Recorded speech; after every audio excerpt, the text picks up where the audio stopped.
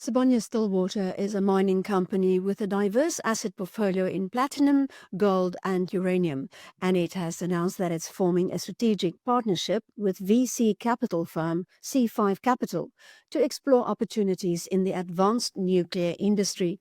And we have James Wellstead, spokesperson for Sibanye Stillwater, in the studio with us. Hi, James. Thanks for speaking to us. Hi, Linda. Thank you. Thanks for having me. So, can we ask you the why? Why are you doing this?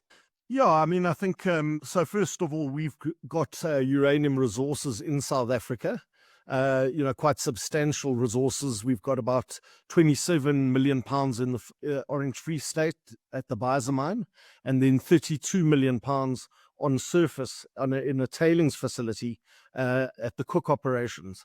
And that's attributable to us. So we've been looking at trying to unlock or realize the value of those resources. And we have met C5 Capital a few times and been very impressed with their approach, investment approach, and also their network. And they are invested and quite knowledgeable about the nuclear energy space. And, we want to play a bigger role in both upstream and downstream in future in that energy transition. Well, their big selling point at the moment that they are doing with X Energy is the small modular reactors. So are you interested in that as well, placing some at mines? Yeah, I think we're going to explore all sorts of options and alternatives to try and realize mutual value for the partners. We do have the uranium resources, and we can supply that uranium to small modular reactors. We do think that small modular reactors are the way forward because of the relatively lower cost and lead time before they can come into operation. And that, I think, would be essential in South Africa, where we've had for more than a decade we've had real issues with consistency and reliability of our energy supply. And as one of the biggest energy users in the country, being a mining company with deep gold and PGM mines, there is potential also to obviously participate as an off-taker as well. So, you're a diverse mining company. Are you sort of doubling down on uranium now? Not specifically. We've grown quite significantly in the last 10 years. We started off as a South African gold producer.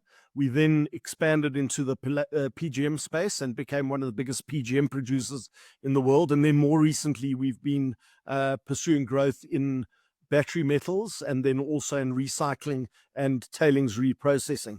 The uranium we've had since 2013, and essentially it was a byproduct of gold mining. So in South Africa, as you may know, South Africa was the biggest producer of gold in the world for decades, from the Wits Basin, and uranium was associated with the gold and mined as a byproduct.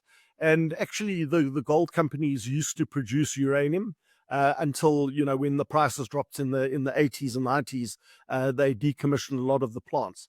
There are some existing gold producers. Harmony currently still produces uranium from its mines that are acquired from Anglo Gold, and we've obviously got these resources that we're looking to develop and try and realize value from.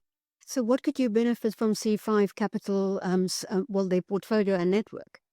I think since we've been engaging with C5, first of all, they've got that track record of investment.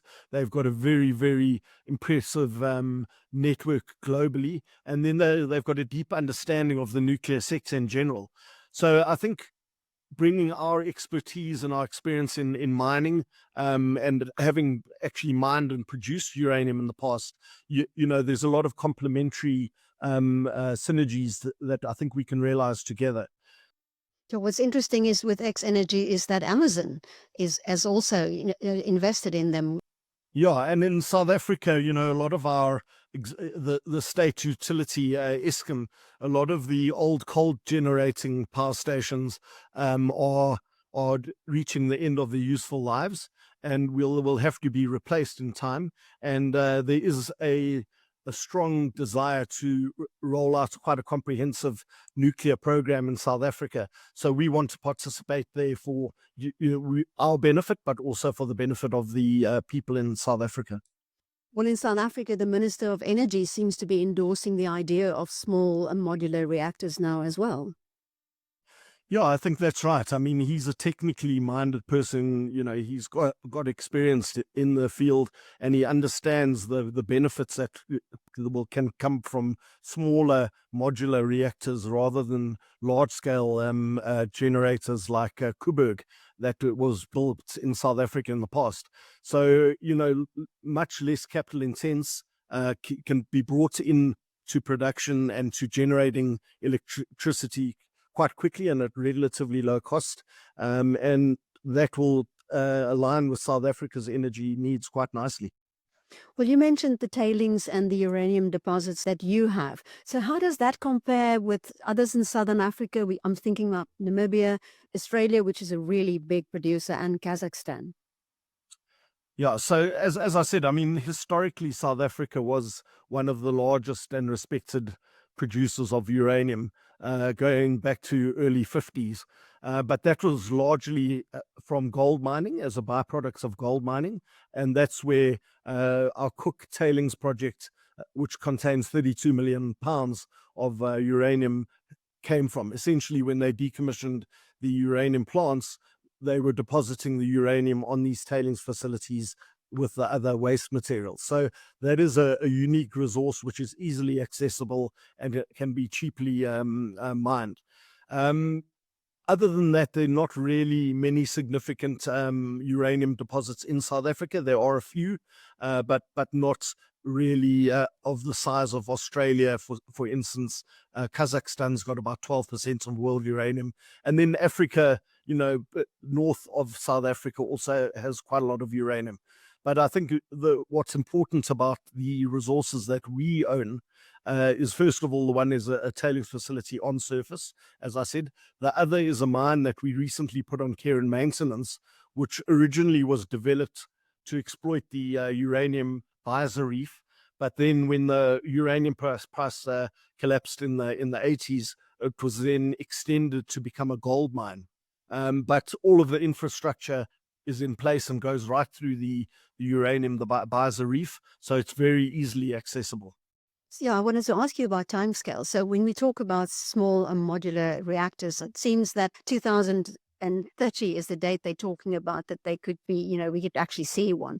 Yeah, it's a difficult question to answer. I mean, we're looking at a lot of different options. We had to put our uranium strategy on the back burner some years ago because the price was too low. I mean, we were looking at developing a regional tailings processing facility that would have high volume and produce uranium and gold. But because of the lower uranium price, we had to shelve that plan. So we really looking at the options that we've got.